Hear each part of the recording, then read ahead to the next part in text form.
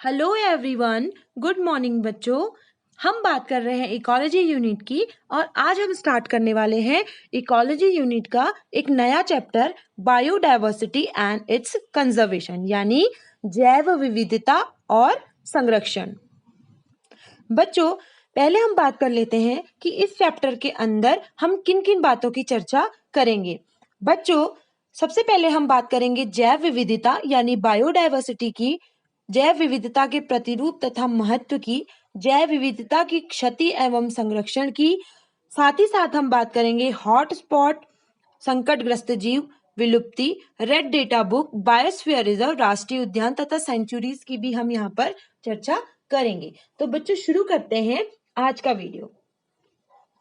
पृथ्वी के बच्चों, आप जानते हो कि पृथ्वी में बहुत सारे हैबिटेट या आवास पाए जाते हैं और इन आवासों में बहुत सारे प्रकार के पौधे, जीव जंतु, माइक्रोब्स आदि पाए जाते हैं।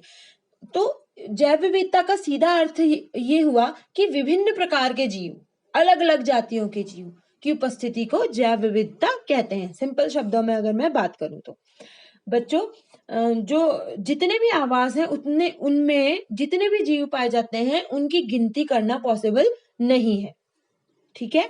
और एक छोटा सा डेटा मैं आप लोगों के साथ शेयर करूंगी कि हमारी अर्थ पे लगभग, ये भी एक अनुमान है कि लगभग 3 लाख बीटल कीड़े जातियां, 28,000 मछलियां तथा 20,000 से अधिक चींटियां व आर्चिड्स यानी अधिपादपों की जातियां पाई जाती हैं।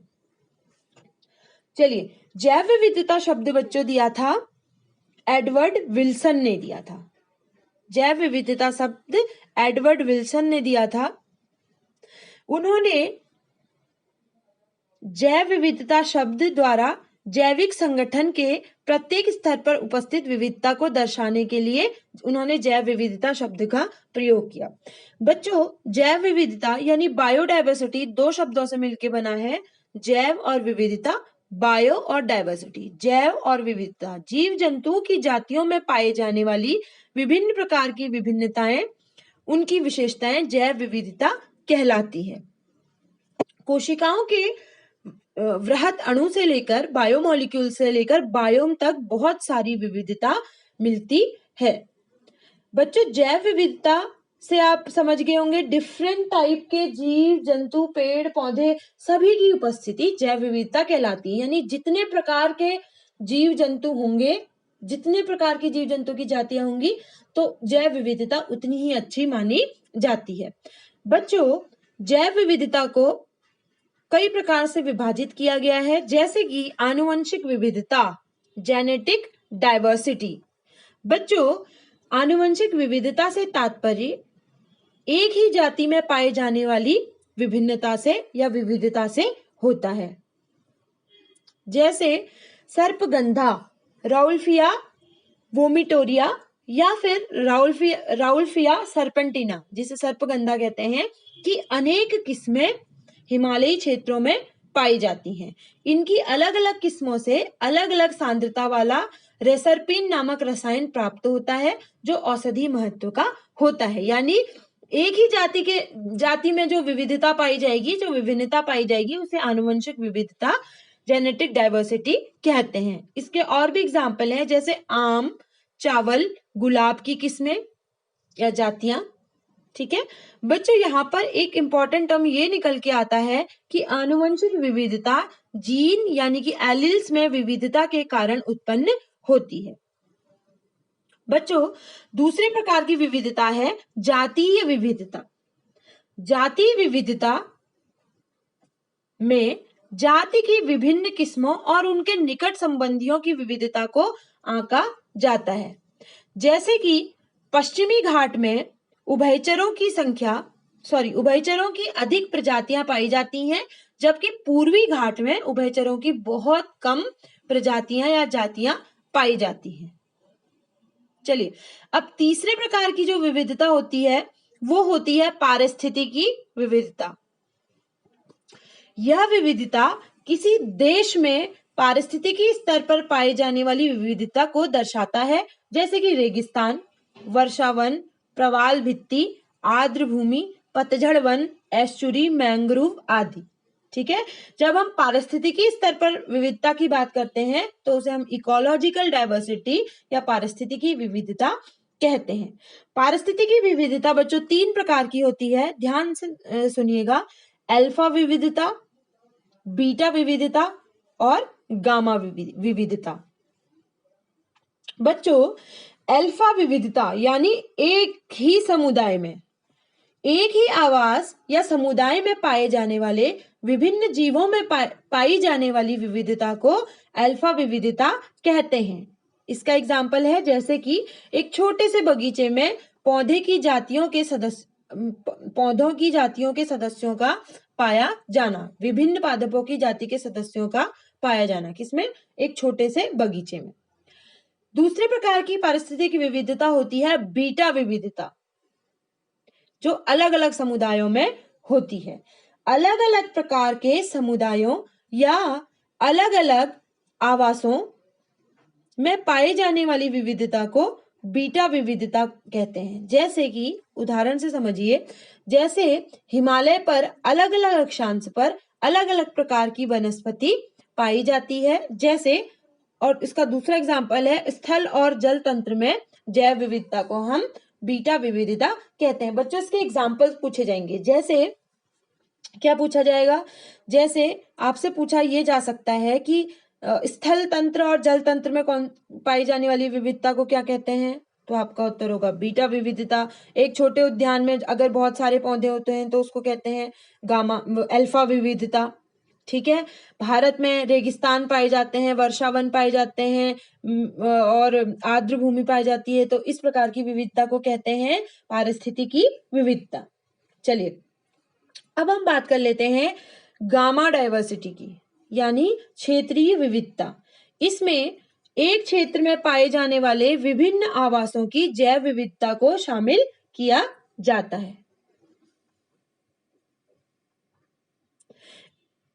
गामा जो डाइवर्सिटी होती है वो कॉम्बिनेशन होती है अल्फा और बीटा की, यानी गामा डाइवर्सिटी कॉम्बिनेशन होती है अल्फा और बीटा डाइवर्सिटी की। अल्फा डाइवर्सिटी होती है average species diversity in a habitat और एरिया।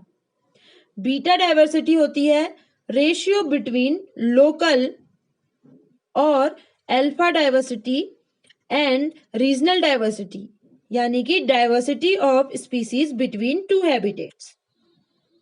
और गामा डाइवर्सिटी होती है total diversity of a landscape, को हम बीटा डाइवर्सिटी कहते हैं। इसको कुछ इस तरीके से भी रिप्रेजेंट कर सकते हैं, ये पूरी हमारी गामा डाइवर्सिटी हो गई और ये अल्फा डाइवर्सिटी हो गई और ये बीटा डाइवर्सिटी इधर होगी। चलिए बच्चों ये चित्र देख लीजिए, इसमें आपको दिखाई गई है ये पूरी जितनी है ये है गामा डाइवर्सिटी। ठीक है। समुदायों के बीच में ये अलग एक समुदाय है, ये दूसरा समुदाय है, ये तीसरा है, ये चौथा है, तो इनके बीच में जो डाइवर्सिटी होगी वो कहलाएगी बीटा डाइवर्सिटी। ठीक है। और अल्फा डाइवर्सिटी इन समुदायों के अंदर, ये इसके अंदर जो है ये अल्फा डाइवर्सिटी कहलाएगी। इस चित्र को भी देखिए बच्चों, पहला जो एक क्षेत्र का नमूना ये है, दूसरे का ये है और तीसरे का ये है। यहाँ पर आपको क्या दिख रहा है? यहाँ पर आप देख पा रहे होंगे कि इसमें एक प्रजाति ये पाई जा रही है, ये इसी के इंडिविजुअल हैं, एक ये पाई जा रही है, एक ये पाई जा रही है। यहाँ पर टोटल कितने हैं? 3 प्रकार की स्पीसीज हैं। ठीक है। इसमें 1 2 3 4 प्रकार की है। ठीक है। और इसमें 1 2 3 4 5 6 अलग अलग प्रकार की स्पीसीज हैं। ठीक है। हाथी भी है, चींटी भी है। तो इस प्रकार सबसे अधिक जैव विविधता किसमें पाई जाएगी? इसमें, क्योंकि इसमें बहुत सारे प्रकार के जीव जंतु पाए जा रहे हैं। इसमें पक्षी केवल पाए जा रहे हैं, इसमें पक्षी अलग अलग प्रकार के पक्षी पाए जा रहे हैं और इसमें अलग अलग प्रकार के जीव पाए जा रहे हैं। तो सबसे ज्यादा जैव विविधता इस वाले नमूना क्षेत्र में होगी, ऐसा यहाँ पे इस चित्र के माध्यम से दिखाया गया है। चलिए अब बात कर लेते हैं पृथ्वी पर तथा भारत में लगभग कितनी जातियां हैं, यानी कि how many species are there on earth and how many in India. बच्चों, आज से लगभग 250 साल पहले जातियों को पहचानना और उनका रिकॉर्ड बनाने का काम स्टार्ट हुआ था। IUCN के 2004 के आंकड़ों के अनुसार 1.5 मिलियन जातियों को ही अब हम अभी तक खोज पाए हैं। लाखों जातियों को खोजना अभी तक बाकी है। कुछ अनुमानों के अनुसार पृथ्वी पर 20 से 25 मिलियन यानी 200 से 250 लाख जातियां बताई गई हैं। परंतु रॉबर्ट मेयर एक साइंटिस्ट है, इनके आकलन के अनुसार पूरे विश्व में जाति विविधता 7 मिलियन है, लगभग 7 मिलियन यानी 70 लाख है। उनके अनुसार अभी तक केवल 20% जातियों को ही हम खोज पाए हैं, अभी बाकियों की खोज होनी बाकी है। बच्चों, अगर आप गूगल सर्च करते हैं कि how many species in the world, तो आपको दिखाएगा 8.7 मिलियन। ठीक है बच्चों, जो शीतोष्ण देश हैं उनमें अभी तक अधिक जातियों की खोज हुई है, जबकि विविधता सबसे अधिक होती है उष्णकटिबंधीय देशों में, लेकिन वहां पर अभी बहुत सारी जातियों की खोज नहीं हुई है, यानी उनको खोजा जाना शेष है। प्रेजेंट टाइम में उष्णकटिबंधीय और शीतोष्णकटिबंधीय कीटों की जातियों की सांख्यिकी तुलना करके उनके परिणामों के आधार पर जंतु और पादपों की जाति का अनुमान लगाया जाता है। कैसे लगाया जाता है? कीटों के समूह की उष्णकटिबंधीय व शीतोष्ण जातियों की सांख्यिकी तुलना करके उनके परिणामों के अनुपात को जंतु और पादपों की जातियों का अनुमान लगाया जाता है, जो कि लगभग 70 लाख या 7 मिलियन के आसपास है। यानी यहाँ पे कहने का मतलब ये है कि बहुत सारी जातियां हैं, बहुत सारी स्पीसीज हैं जिनसे हम परिचित नहीं हैं, लेकिन वो एग्जिस्ट करती हैं। और बच्चों, ये भी सबसे बड़ा सच है कि कई जातियां तो हर दिन कोई नई जाति बनती है और एक जाति विलुप्त होती है। ठीक है, चलिए अगर हम विश्व की बात करें तो विश्व में कुल जातियों का 70% जंतु हैं, 22% पादप हैं जैसे कि शैवाल, कवक, ब्रायोफाइटा, एंजियोस्पर्म और जिम्नोस्पर्म, और शेष 8% जो है वो अन्य जीव हैं। ठीक है, इन आकलनों में प्रोकैरियोटिक जीवों को शामिल नहीं किया गया है। ये इंपॉर्टेंट पॉइंट है कि इसमें प्रोकैरियोटिक जीवों को शामिल नहीं किया गया है। प्रोकैरियोटिक और सूक्ष्म जीवों की जातियों को वर्गीकरण के अनुसार खोजा नहीं जा सकता है और ना ही इन सब का कल्चर पॉसिबल है।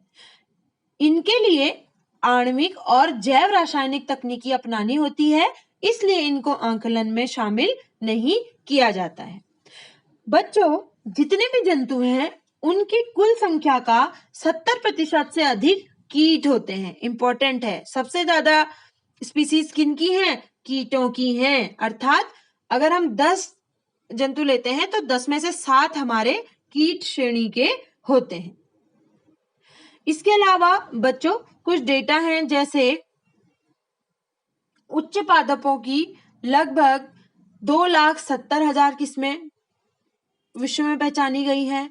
कशेरुकियों की, वर्टिब्रेट्स की 53,239, मछलियां 26,959, ठीक है, शैवालों की 40,000, कवकों की 72,000, जीवाणुओं की 40,000, कीटों की 10,25,000। ठीक है, इस तरीके से कुछ आंकड़े भी हैं जो ये बताते हैं कि पूरे विश्व में बहुत ज्यादा मात्रा में उच्च पादपों की, कशेरुकियों की, मछलियों की, उभयचरों की, सरीसृपों की, स्तनधारियों की, शैवाल, कवक, जीवाणु, इवन वायरस की भी 1550 जातियां खोजी जा चुकी हैं। ठीक है, अगर हम भारत की बात करें तो भारत विश्व के क्षेत्रफल का 2.4% भाग रखता है। कितना? 2.4%। और जैव विविधता का 8.1% रखता है, क्योंकि भारत में पारिस्थितिक विविधता भी अत्यधिक विशिष्ट मतलब विविध है और जैव विविधता पूर्ण है। यही कारण है कि भारत विश्व के 12 सबसे विविधता वाले देशों में आता है। अब देखो कितनी विविधता है। एक और नॉर्थ ईस्ट में हम देखें तो वहां पे डेंस फॉरेस्ट होते हैं, बारिश बहुत ज्यादा होती है, ठीक है, तो वहां अलग प्रकार की स्पीसीज पाई जाएगी। नीचे केरला समुद्र तट भी हमारे पास है, वहां भी अलग टाइप की स्पीसीज पाई जाएगी। हमारे पास मरुस्थल भी है राजस्थान और गुजरात के, वहां अलग टाइप के पाए जाएंगे। और ऊपर हिमालय के पर्वतीय क्षेत्रों में अलग अलग प्रकार की विविधता पाई जाएगी। इसलिए भारत में बहुत ज्यादा जैव विविधता है, क्योंकि यहाँ की जो पारिस्थितिकी है, यहाँ के जो क्लाइमेट है, उसमें भी बहुत चेंज मिलता है। तो उसी हिसाब से यहाँ पे बहुत ज्यादा प्रजातियां पाई जाती हैं। भारत में 45,000 पादप प्रजातियां खोजी जा चुकी हैं, ठीक है। और मैं बता चुकी हूं कि भारत विश्व के 12 मेगा डाइवर्स देशों में, मेगा डाइवर्स मतलब जहां बहुत ज्यादा जैव विविधता पाई जाती है, उनमें शामिल है। रॉबर्ट मेयर के आकलन को सही माने तो भारत में अभी 1 लाख से अधिक पौधे और 3 लाख से अधिक जंतु जातियों को खोजा जाना बाकी है। जिन जातियों को खोजा जाना है उनके लिए क्या चाहिए होता है, अत्यधिक प्रशिक्षण चाहिए होता है। साथ ही साथ उनको क्लासिफिकेशन, वर्गीकरण का वैज्ञानिक ज्ञान होना बहुत आवश्यक है। धन और समय की बहुत अधिक आवश्यकता होती है, ठीक है। अब ऐसे ही तो हम और आप, जब तक हमें जानकारी नहीं होगी तब तक हम कोई नई स्पीसीज नहीं ढूंढ सकते हैं, ठीक है। नई स्पीसीज ढूंढने के लिए हमें पता होना चाहिए कि कौन सी स्पीसीज खोजी जा चुकी है, यानी एक पूरी तरीके से हमें डीप नॉलेज होनी चाहिए और बहुत सारा पैसा, धन और समय चाहिए होता है, ठीक है बच्चों। लेकिन प्रेजेंट टाइम में जिस गति से हमारे हैबिटेट्स खत्म हो रहे हैं, जंगल सिकुड़ रहे हैं, तो हमें ऐसा अनुमान लगाया जा सकता है, डर इस बात का है कि बहुत सारी जातियां तो खोजने से पहले ही विलुप्त हो जाएंगी। बच्चों ये चित्र देख लीजिए। इस चित्र में आपको स्पष्ट रूप से दिख रहा होगा कि अकशेरुकी जो होते हैं उनमें सबसे ज्यादा जो संख्या है किनकी है, कीटों की है। उसके बाद अन्य प्राणी समूह, मोलस्का भी बहुत ज्यादा है और क्रस्टेशिया भी ज्यादा है, ठीक है। और कशेरुकियों की बात करें तो साफ तौर पे आप यहाँ देख पा रहे होंगे कि कशेरुकी प्राणियों में मछलियों की जातियां बहुत ज्यादा हैं, ठीक है। उसके बाद आता है पक्षियों का नंबर, फिर आता है सरीसृपों का नंबर, फिर उभयचर और स्तनधारी, ठीक है। और अगर हम बात करते हैं कि पौधों में अगर हम बात करते हैं तो आप यहाँ देख सकते हैं कि कवक का कितना हिस्सा है, आवर्तबीजी का कितना है, उसके बाद आता है शैवाल का नंबर, फिर आता है मॉस, फिर आता है फर्न और फिर आते हैं लाइकेन्स, ठीक है बच्चों।